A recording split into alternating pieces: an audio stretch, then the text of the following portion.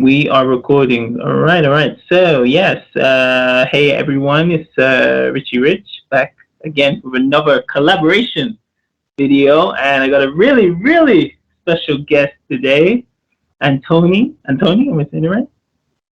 Yep, you're saying it Antoni, right. yes, yes, Antoni, who's currently based in Germany now, and we've been speaking like kind of behind the scenes on like media, videos, music, and we're gonna talk a lot about that in this collab. So if it's okay, Antoni, just like give like a synopsis, it's just about like your background, you love for music or movies, and stuff like that. Yeah. Sure. So my name's Antoni. I have been on YouTube since January 2011. Right. First with uploading monologues during my acting school year. And then I went on to doing reviews of opera productions, concerts, albums, film, animated series, Yeah. and as of late, I've been traversing to live action series, especially with my most recent one being focused on the Fresh Prince of Bel-Air, well, Oh. specifically the 30th anniversary, and well, excuse me, my tribute to the 30th anniversary special of the Fresh Prince of Bel-Air. Yes, yes, yes. Freshman is something we all grew up with in the 90s. Such a like a landmark TV sitcom. What did the Fresh Prince of Bel Air mean to you, Antoni? 'Cause it was pretty much a first of its kind. Yeah, the Fresh Prince of Bel-Air means, well, a grand mixture of comedy and drama, as well as the importance of what Black America Yeah. has to offer, especially during the 90s. And this was quite something that was not just a star vehicle for Will Smith, Right. but it also showed the many facets of Black American life and culture, and in terms of the fashion and the music Yeah. and what it means to be Black in America. After all, this is what I'd like to say. The Cosby Show walked so that the Fresh Prince of Bel-Air can soar. Ah, I like that. Yes, yes. It's like one kind of laid the egg for that to soar. Yeah, yes. The Cosby Show was Although there was beautiful. also predecessors of the Cosby Show, like Yeah. Good Times and Different Strokes. Yes. But the Cosby Show, at least to me, was a landmark before the Fresh Prince of Bel-Air came to be. And there were also Cosby Show alumni that also had roles on the Fresh Prince of Bel-Air, Yeah. with Malcolm Jamal Warner having the lion's share, both as a cameo and as a one-time character in the form of Eric, and then Raven Simone as Claudia, and even a cameo by Tempest Bledsoe.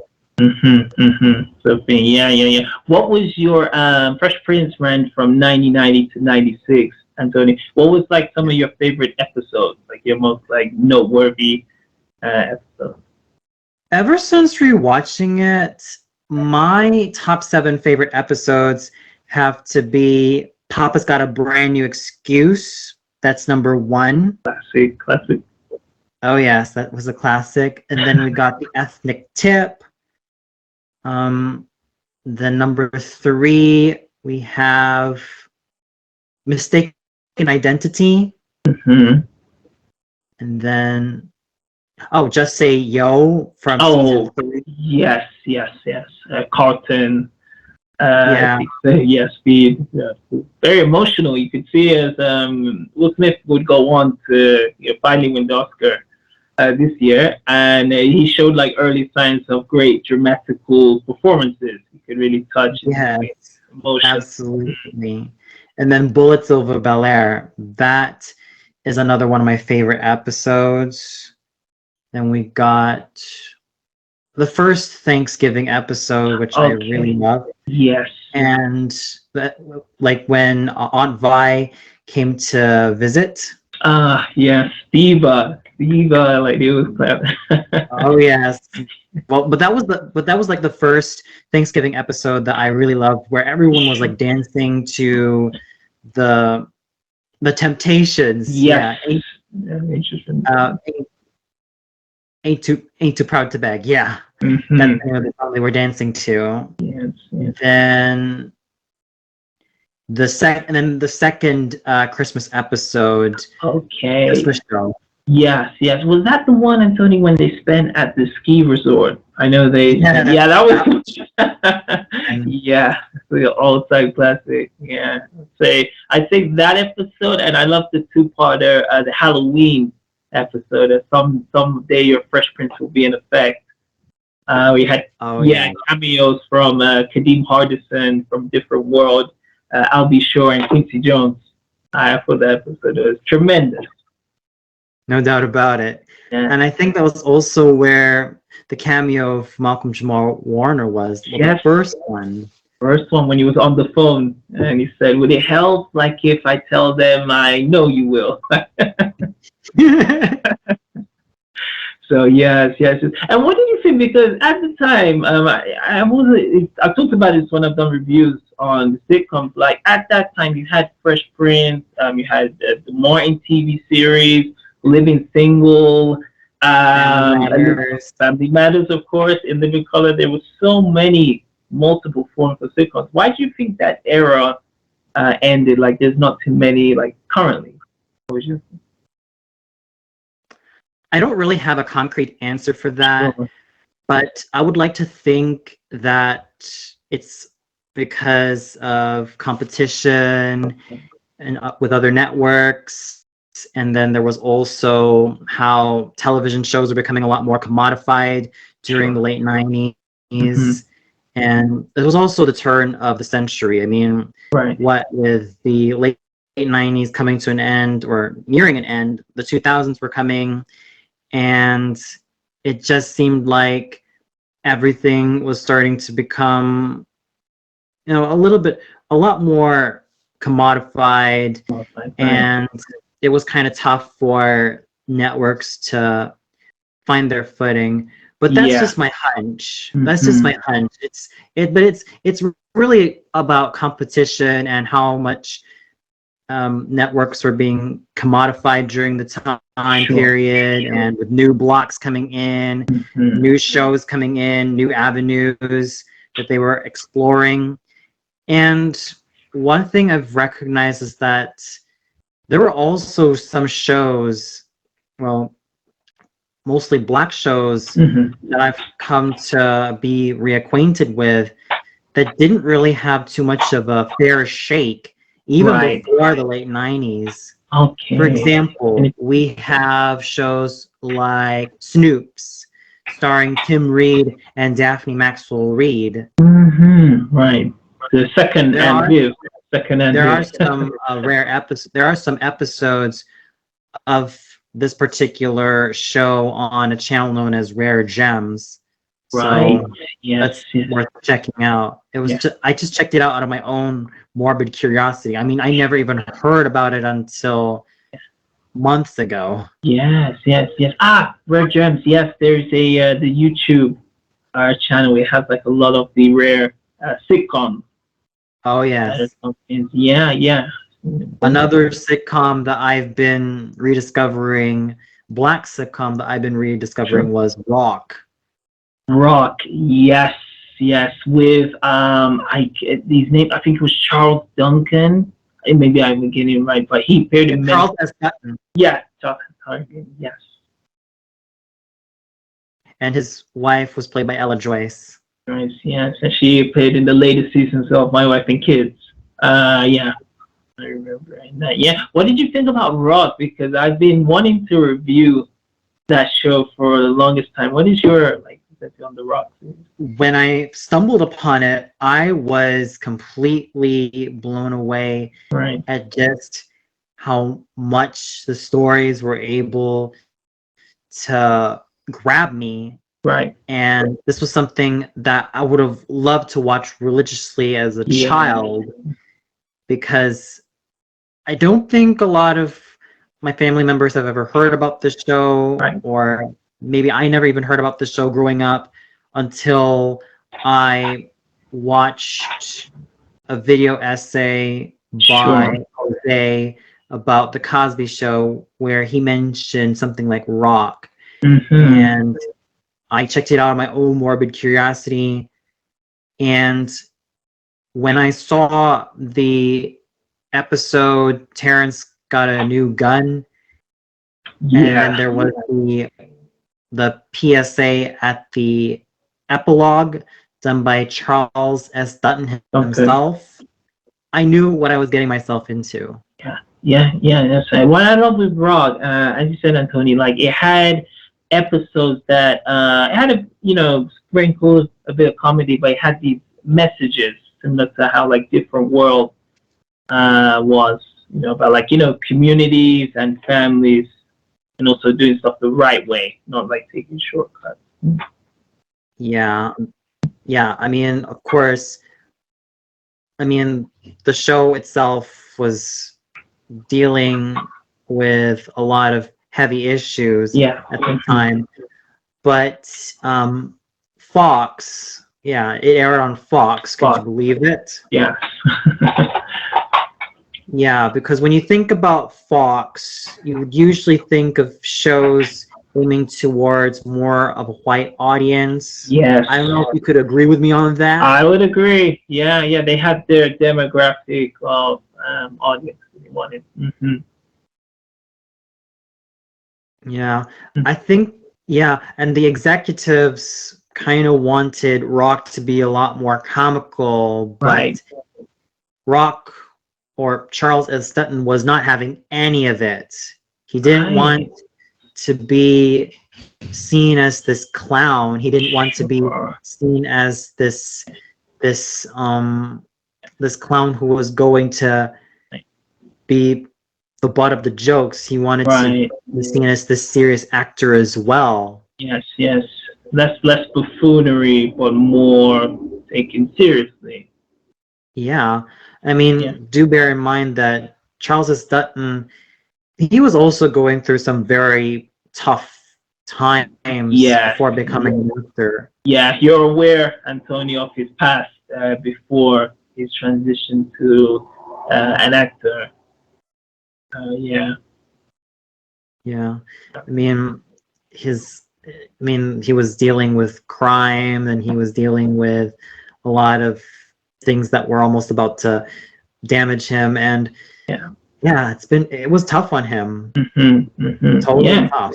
Yeah, and it was cool to see that he got a second chance. He was able to make a turnaround through his life, because as he was in Rock, he appeared in films like Menace to Society. I remember he appeared in Alien Free, but like some, you could say, big, fair, blockbuster Hollywood films at this time. So he really did quite good for himself. He was also in an episode of Are You Afraid of the Dark? Of the Dark, yes. I used to grow up on that show.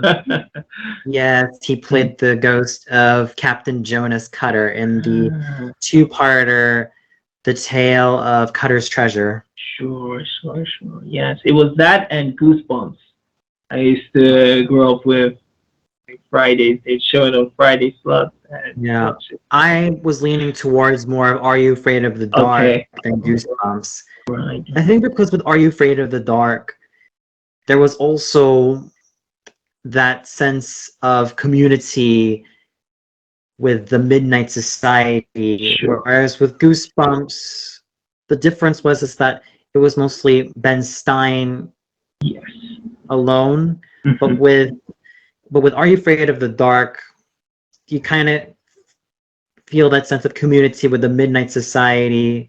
Usually they change from season to season, but what I managed to acquire with the Midnight Society, especially founded by Gary and his friend and his friends, Betty Ann, Kristen, Kiki, Eric, Frank, and David in the first season, it really brought a sense of that these kids had something in common, right? And they were able to express their fears, their deepest, darkest fears through the stories that they were telling.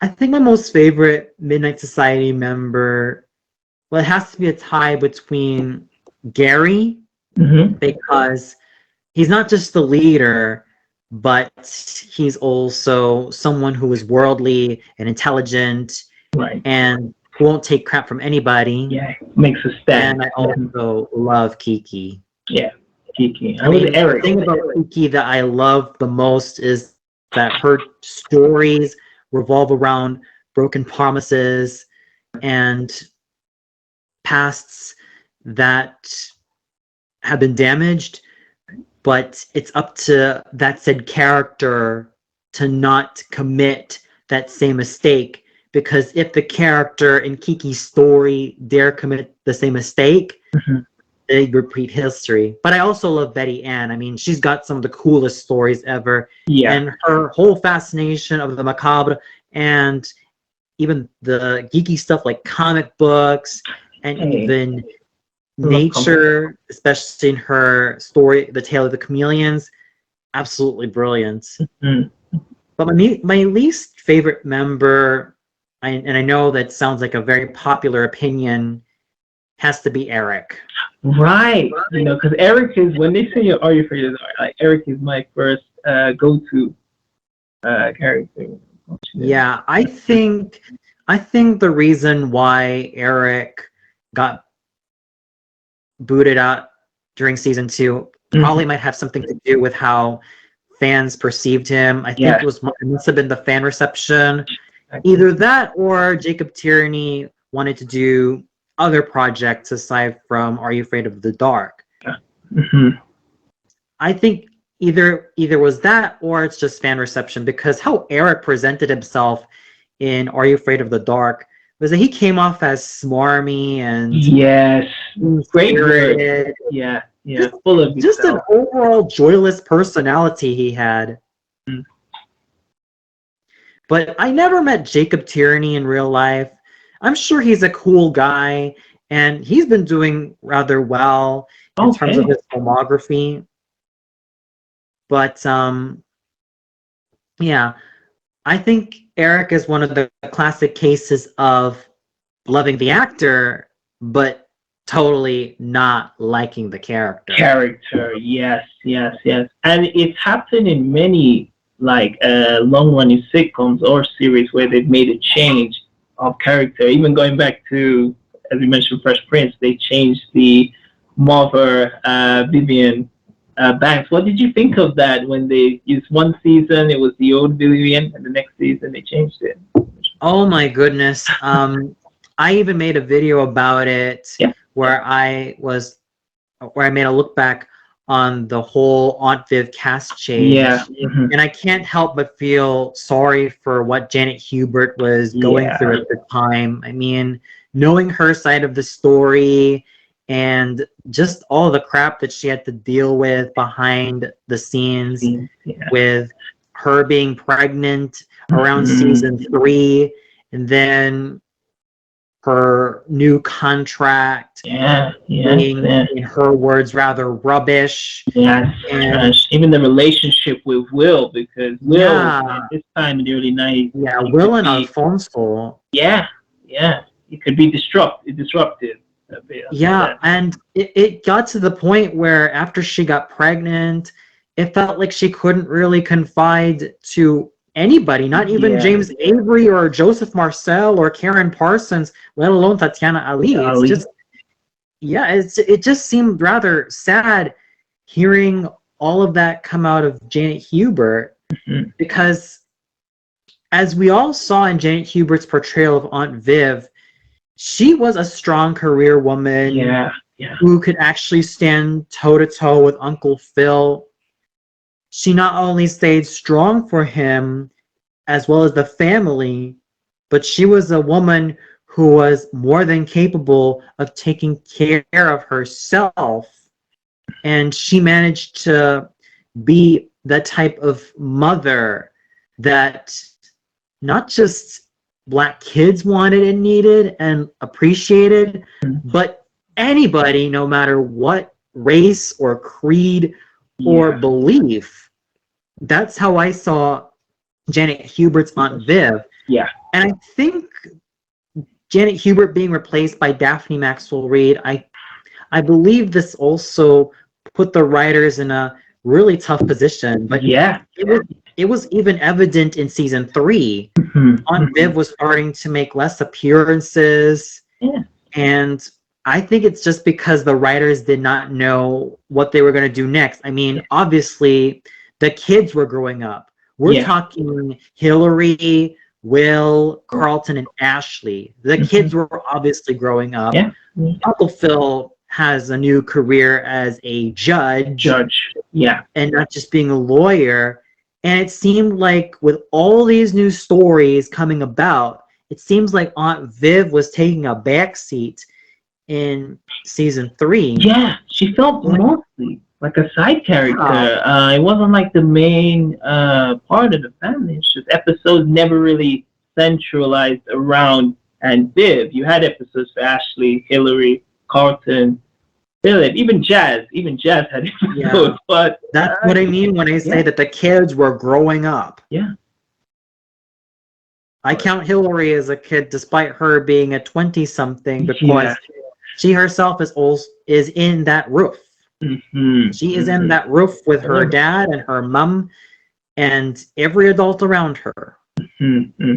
Yeah. So when Maxwell Reid got casted as Aunt Viv, it wasn't the same anymore. Yes, Miss Reid also had her strong moments as well, such as her admonishing Lou, played by Ben Vereen, stating that should he ever break Will's heart again, he's not allowed to come back ever. Yeah.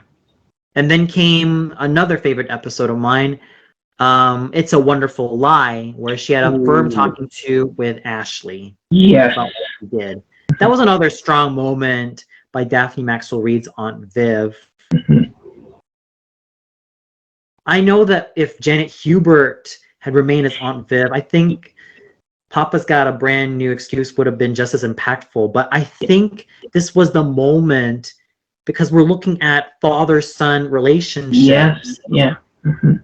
Yeah, think about it. I mean, Will grew up with his single mom, so I would contend that this episode, Papa's Got a Brand New Excuse, was really all about Will and the relationship that he had with the true father figure, Uncle Phil. And Uncle Phil, exactly. You also have to think about the fact that this was a show starring a coming of age story. Pretty much. A coming of age story about a teenage boy who lived his life without his father, ended up being raised by his practically single mother, and had to deal with the really harsh realities of living without a father figure until Uncle Phil came around. Had to send her away from Philly, send him away from Philly to Bel Air. An opportunity to make a big change. And you can see that difference from Will in the first season to the end, when he's a man, more independent and more mature. Yeah, he still maintains his goofy side. Yeah, but that's part of his charm, because that's what makes Will Smith, the character, really lovable. Yeah, but that also reflects in the real life Will Smith. Right. Okay. And this is, I was waiting. I was like, just to ask this, with what happened this year. I'm sure you saw it. The whole world saw it. Oh yes. Okay. What was your thoughts when you saw the slap at the Oscars? I don't really have major thoughts about it. Sure. But it just seemed like it was just kind of a shock to me, at least. But then again, we also have to understand that both Will Smith and Chris Rock collaborated in certain projects. Yes. most notably Fresh Prince. Fresh Prince, yeah. So guest starred. So yeah, I mean that to me just, I mean it was just kind of, I think it was just kind of both shocking, yeah, but also sad on Will Smith's part because how he grew up, you know, in his life in Philadelphia with his father and his mother and, you know, his family life in general before breaking into stardom. That is a whole another arena that I'm sure we'd like to get our sink our teeth into, shall we say. Yes. There's a lot of family life growing up, and I think even with his Red Table Talk interview with Janet Hubert, right, he wanted to do all these silly things on Fresh Prince of Bel-Air because he wanted her approval. But they just didn't see eye to eye back then. So there were a lot of things that all added up. You know, the charismatic side of Will Smith, who was so charming, so open, and so likable, which made him extremely bankable as a movie star. I think. But also the other side of Will Smith, as he described as the general. Yeah. Because it all came from his torrid relationship with his father. Yeah.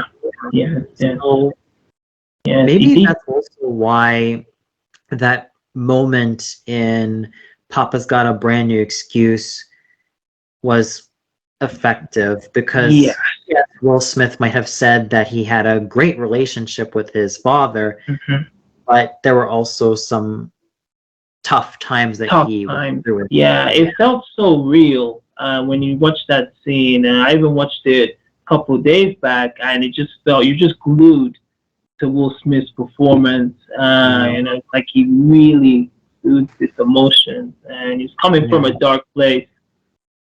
I think I could give that scene credit where credit is due, because if Janet Hubert's Aunt Viv remained, I know that would have made the scene as strong, because she would have also not gone easy on Lou abandoning Will like that. Yes.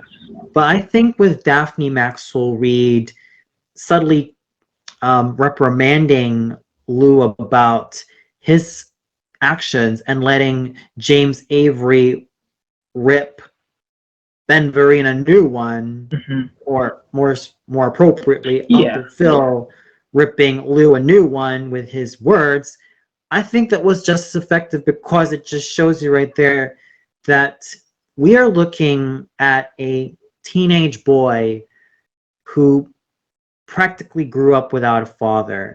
It's more than just a young teenager in Will adjusting to the high life of Bel-Air and what, well, not just Black excellence entails, but also American excellence, let alone world excellence entails. It's about hard work. It's about the closeness of a community, closeness of a family. And everything that Will has to learn in order to grow up. And it's understandable that Will's street smart nature and his goofy charisma, as well as his joviality, they hide something.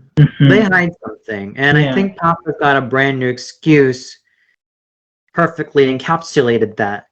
That underneath this confident and charming, charming dude is a guy who's lost. A guy who needs attention. A guy who craves for a more united family, and not just the one he has with his single mother. And his mother can provide him with all the love she can give, But she herself also has some baggage. Of course, the dad leaving and her staying in Philly. You remember even I think season 4, the plan was for Will to stay in Philadelphia. It was like, you Yes. changed. I've seen you. You're now a new man. It's done now. You don't need to go back to your uncle and aunt in Bel Air. So she was missing Will, as you can see. Mm. So, and then I was gonna ask as well, how important did you think it as well to have these sitcoms like Fresh Prince, like Martin? Because from what I saw, it was a good way to show the ethnic side of people's life in America, whereas Seinfeld or Friends at this time, they would have like an Asian or a black or a Hispanic actor, but they were not like the pivotal part of the show. How was it? How important was it for these shows that came in the night? I think, to me, it just shows that it doesn't matter what race or creed you come from, because race and creed are man-made constructs. They just want to show the human experience, and that's why shows like The Cosby Show demonstrated what Black excellence and Black wealth looks like and feels like. The Fresh Prince of Bel-Air also shows what Black wealth and excellence looks like, but also the tightness and the strength of the family. I say strength of a family because, yes, Uncle Phil is a lawyer and then judge. Yeah. Yes, Aunt Viv is a university professor who unfortunately devolved into a housewife after she got recasted and after the first Aunt Viv ended up being pregnant. Mm-hmm. Yes, Hillary was at first an uninterested college dropout, but she grew into a media personality, let alone a media darling. Yeah. And both Carlton and Will, they may have had conflicting ideas. Yeah, differences. Experience is like. Mm.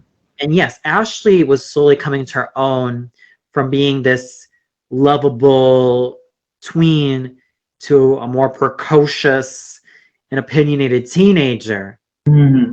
Yes, Jeffrey may have been also well known for his wisecracks. Love Jeffrey. Yes, I love him too. I cherish him the most. Yeah. And his biting sarcasm. Mm-hmm. And yes, Aunt Vi, Will's mother, might have had her own personal baggage to deal with and her own rough times that she's had to deal with. But at the end, of course, let's not forget about the aunts. Mm-hmm. Aunt Janice, Janet, Aunt Helen. Yes, they have their own family lives to deal with. But at the end of the day, the family unity is extremely important. Mm-hmm. Yeah. It's really what they transferred from the Cosby Show, like the importance of togetherness and families working as a team for the better. Exactly. And that also transitioned nicely into Family Matters. Yes. What was your first? Because again, they were running at the same time. I think Family Matters was 89 to 98. But again, big transition that happened where Steve Urkel appeared in the first season, and the audience went wild. They're like, "Oh, Steve Urkel's so cool!" So they made him the main pivotal character of the show. What did you think of Family Matters run? I didn't watch Family Matters as much as I would have loved to. Sure. But I think the way I see it, it also dealt with serious topics head on. Mm-hmm. And it did not flinch whatsoever. I mean, when you look at the episode where Officer Carl Winslow has to deal with racial profiling. Yeah. That episode hits just as hard as when the Fresh Prince of Bel-Air's episode also dealt with racial profiling. Yeah. Then there were also some moments that were also quite shocking. Like, remember the whole gun episode? Yeah, Hercule brings the gun to the school. Yeah, yeah. Yes, and then Jaleel White and Kelly Shanae Williams gave like a PSA about it. Yes, just towards the end of the episode. Yeah, speaking direct to the viewers. Mm-hmm. Yes. You know. Yeah, and, yeah. That's also one thing I really loved about shows such as the Cosby Show wasn't too outward with dealing with racism, but they were also dealing with like classism, sexism. Yeah. But there is also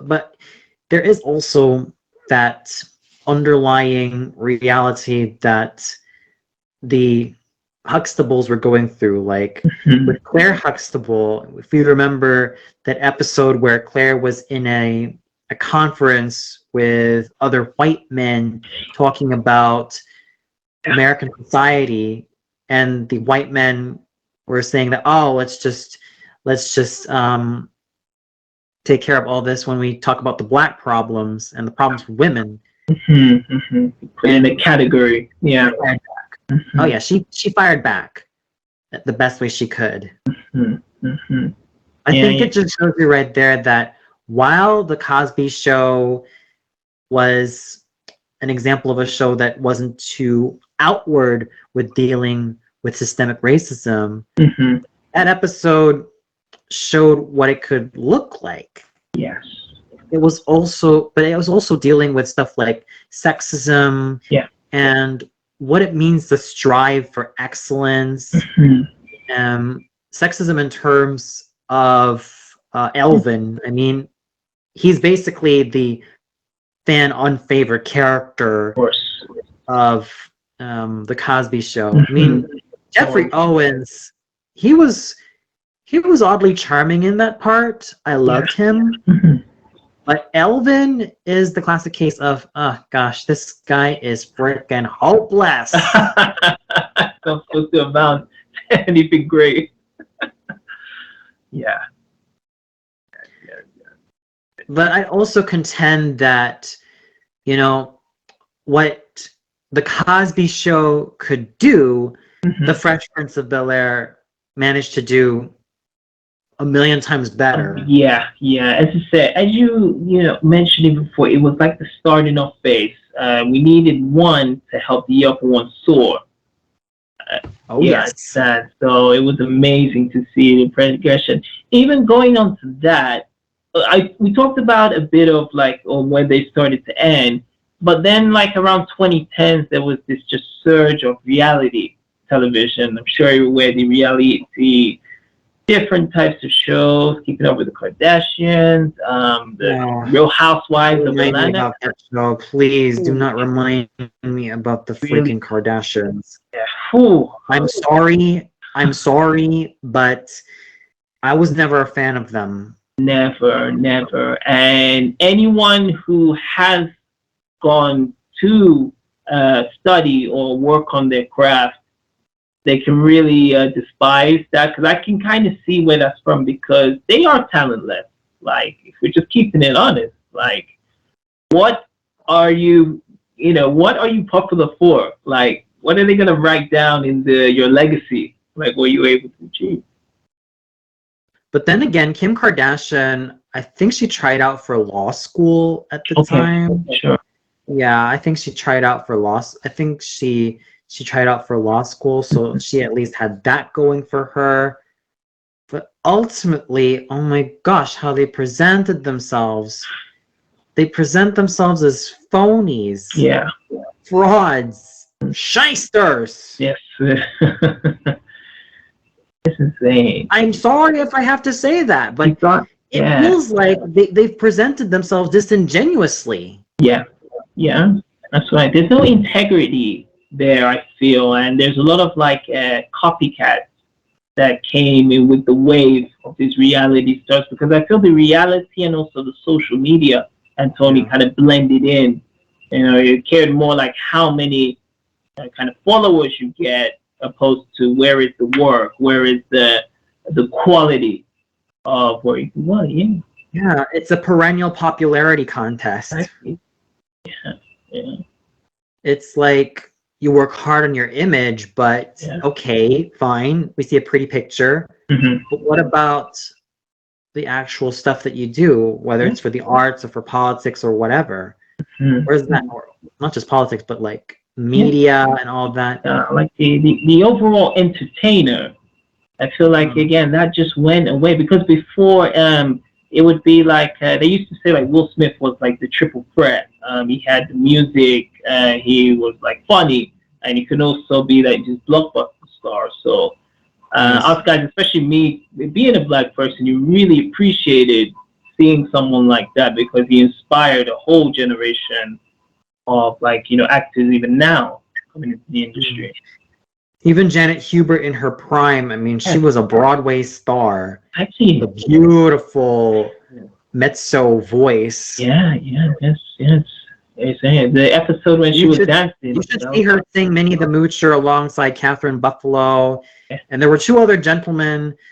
I kind of forgot their names, but the other singer she was singing with was Catherine Buffalo. right, right, There were also other songs she was singing, and I think it was in Philadelphia or Pittsburgh. right, Yeah, I think sure, it was any of those two states that they were singing in. right, right, right. See, to just exude just so much talent at that time, because I feel like you had to. I feel like again, as you said, a lot of them are phony now, and there's no like one direct talent you can say like, oh, you're a great singer, or you went to this to Yeah. learn your It's craft. also the problem I have with auto tune, Oh because gosh, it's just like, I mean, it's just, yeah, you're just marketing frauds. yeah, When you have auto tune, it's like, there's no artistic integrity with auto tune. yeah. Hmm. There's, there's, there's technological improvements, but come on, are we forgetting something? Yeah, Hello, artistic integrity. exactly, exactly. What do you feel? Because again, there's been many stars who have been found like have not been singing. They're actually, vocals. Who are some of your like favorite artists? Let's say even at this time, even at that time in the '90s. Who's your favorite like, music artist? Well, I think a lot of my favorite singers go way, way, way back. If Right. we're talking about jazz, or Mm. as Nina Simone puts it, black classical music, Okay. there you go, Nina Simone. Nina I said it, Simone. She Nina goes to a Simone. legend. But I also, but because I'm also an opera fan, I happen to love voices like Maria Callas, Kirsten Flagstad, Astrid Varnay, Birgit Nilsson, Franco Mm. Corelli, Yes, Cesare Siepi. Italiano. Yeah. Yes. Yeah.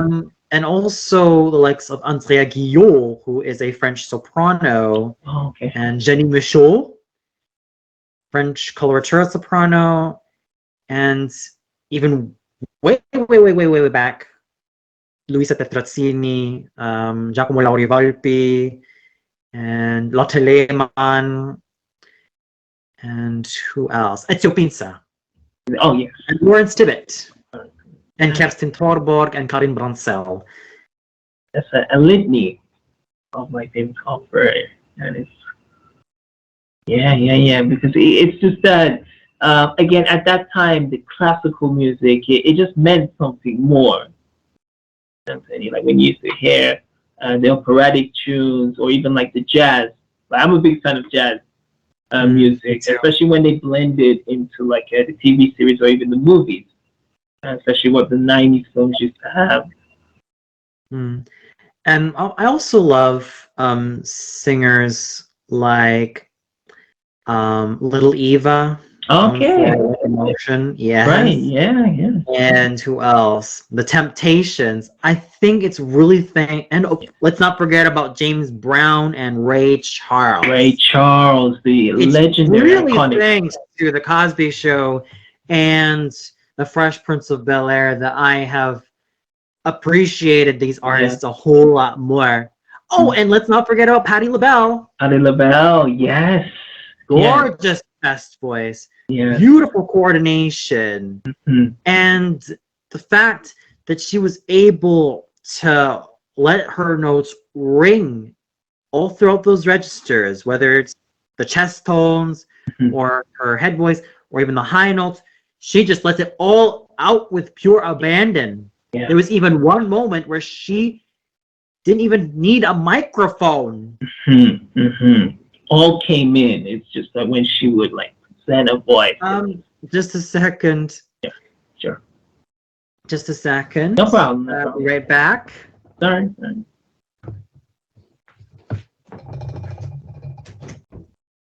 Heck, even Edith Piaf, they all had wonderful techniques.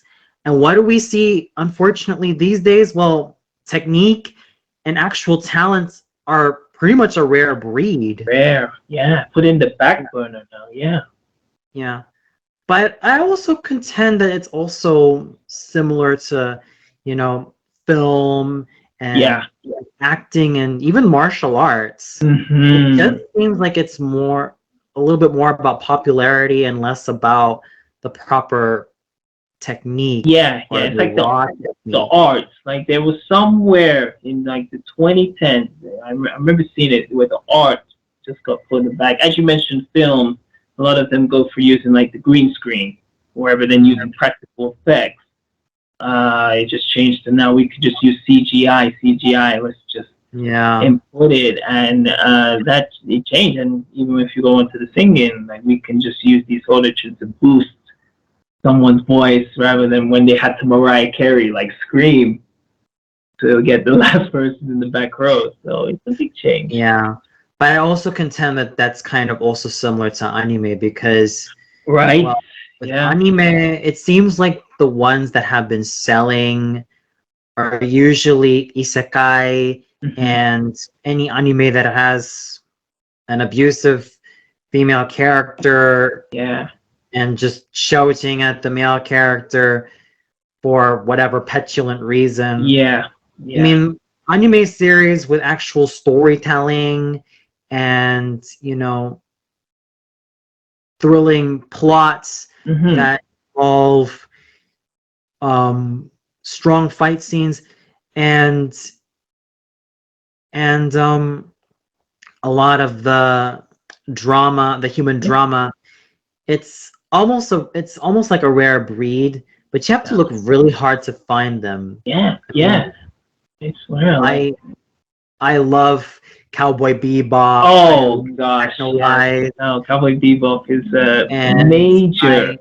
Yeah. I also enjoy Trigun and Outlaw Star. Oh, Outlaw Star, yeah. Watch that as well. As well as Baccano and with Trigun, I have watched a few episodes of it, and my God, I love it. Right. And Paranoia Agent, yes. Right. I think anything that Satoshi Kon managed to do, he did so with panache and interest. Yeah. And that's why I love his works like Perfect Blue and Tokyo Godfathers. Right. Antoni, did you ever see Full Metal Alchemist or Death Note? I've seen both incarnations. I grew up with the original 2003 anime Alchemist, and I was so surprised when they made another anime series, Full Metal Alchemist Brotherhood, back in 2009, and it seems like a lot of discourses have stated that, and even reviews have stated that Full Metal Alchemist Brotherhood was pretty much the superior adaptation. Right. But Full Metal Alchemist 2003 still has a special place in my heart. Yeah. Full Metal Alchemist Brotherhood managed to up the ante and up the drama and stay close and stay true to the manga. Yes, more like direct to the manga. What did you think? Because the original one I was Dragon Ball Z. That was the original. That was the one that really got me into this world anime. What was it for you, Antoni? What was like the first anime that you was like, okay, I'm now a fan? Yeah. Yes, I also had the usual Sailor Moon and Oh Dragon Ball yeah, Z. Sailor Moon. Pokemon, well, I was never, it was enjoyable when I Okay, was a little kid, but sure. I'm not really a huge fan of Pokemon. I Right, think right. the more I thought about, Dragon Ball Z and Sailor Moon, Yeah. Dragon Ball Z especially, I was more into the whole punchy, kicky, Right. Action. grappling Yes. anime series. This is why I also love Street Fighter 2, the animated movie, Street Fighter Oh, 2D. classic, classic. The Alpha, the Yes. animations, they are so. Oh gosh, I watch that all the time. They're amazing. Absolutely. I mean, what was so interesting about Street Fighter 2, the animated movie, Yeah. was that the fights were choreographed by Andy Hug, who Okay. was a Swiss karateka and Ah, eventually a kickboxer. right, right, right. Because the fights just look so. It has this kind of roughness. Like even you see the opening scene when Ryu's fighting Sagat in the tournament, and Ryu's doing his signature kick move. It just looks very Yeah, brutal. Shoryuken. Yeah, that's the short you can say. It's one of the best animated movies, I would still say. And Definitely. what was cool was they made the live action. It came the same year, and the live action film didn't really do too well. It wasn't Yeah. like greatly received. But the animated one. There was also a Street Fighter cartoon. Series. It's on Netflix now as well. Yeah, there was a Street Fighter cartoon that also starred Scott McNeil. Mhm. I think it's Ken. Yeah, Ken. Okay. Yes. Yes. So it's Ken that and was a Ryan. that was a 1995 cartoon, Yeah. Yeah. Yeah. Yeah. It's I just believe. I think that was from 1995. yeah, yeah. It's for anyone who's want to watch it. It's currently on Netflix. They have the I first. enjoyed it. It's a Yeah, guilty pleasure, and it was fun. yeah, yes, yes. I The remember five. catching it when I was 7, and I enjoyed it. Yeah. It was a lot of fun.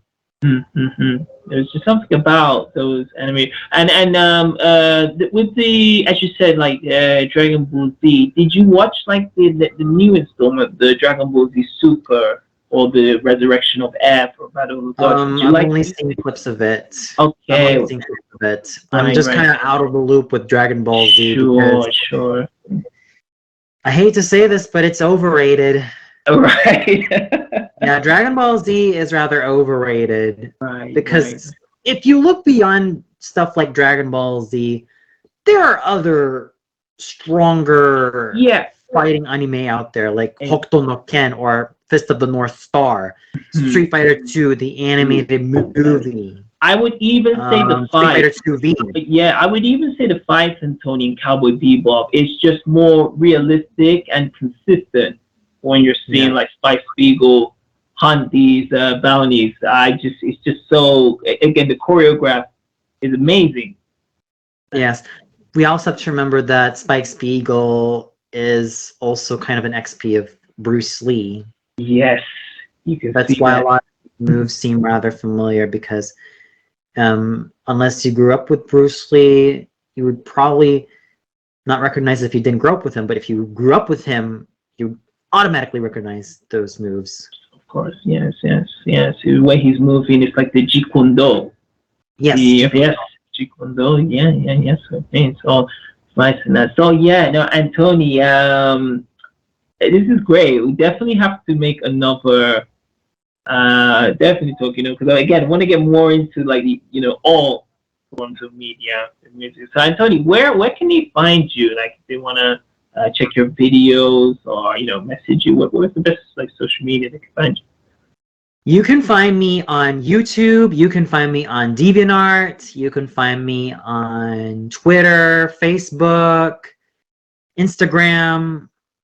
I'm active in all these sites. Oh, and I'm also on Manic Expression and Team Night Saturn. So I'm a member of those two reviewer sites. Awesome, awesome. Yeah, so yeah, folks, I'm gonna put that all in the YouTube description below. So definitely go out, check Antoni on all these things, subscribe to the channel. Richie Rich sent you, so definitely subscribe. Awesome. Yes, yes. So any final words? Any final words, Antoni, before we head out? It was just a major pleasure being Mm. with you. It's great that we managed to have a lot in common in terms of Yeah. our favorite television shows Yes. and what we could learn from them Mm-hmm. and find something to appreciate Of course. in them. Yeah. Mm-hmm. I think it's always Even if great. there are shows that we Like-minded. don't like, at least Yes. we can discuss them. Yeah.